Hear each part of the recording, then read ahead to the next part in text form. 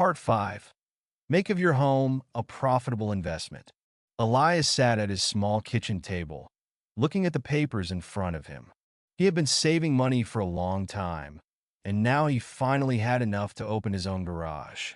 But as he did the calculations, he started to feel frustrated. Renting a space for the garage was very expensive, and it would take away much of his profit. He wanted to own his own business, but the numbers just did not look good. Just as he was about to give up, there was a knock at the door. Elias opened it and saw Mr. Henderson standing there, smiling as always.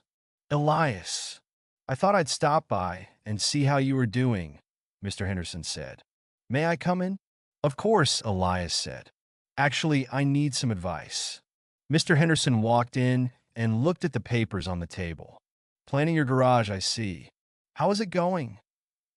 Elias sighed. "Not very well. Renting a place is too expensive. I'm starting to think I'll never be able to open my own garage." Mr. Henderson nodded. "I see. Well, Elias, have you thought about buying instead of renting?" Elias looked surprised. "Buying? But I don't have enough money to buy a building for the garage and still pay my rent here." Mr. Henderson smiled. "What if I told you there's a way to do both? What if you could buy a building that gives you a place for your garage and a place to live?" Elias frowned. "What do you mean?" Mr. Henderson sat down. "There is a small apartment building for sale near here. It costs more than renting a garage, but it is a much better investment. You could use the ground floor for your garage and live in one of the apartments upstairs." Elias's eyes widened. "Live and work in the same place? That sounds very convenient." "Exactly," Mr. Henderson said. "You would save money on rent, and you would not have to travel to work.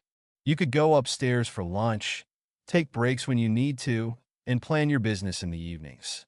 Plus, instead of paying rent to someone else, you would own the building." Elias thought for a moment. "But isn't buying a building too expensive?"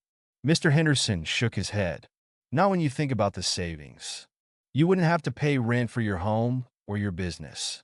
And over time, the building could even make money for you." "How?" Elias asked. "The building has several apartments. You could live in one and rent out the others. You will need to fix them up first, but after that, the rent from the other apartments could help pay for the building. Maybe you would even make extra money each month." Elias started to feel excited. "That sounds like a great idea, but I'm not sure I can handle something like that." Mr. Henderson smiled. "You don't have to do everything at once. First, buy the building and set up your garage. Live in one apartment, and take your time fixing up the others.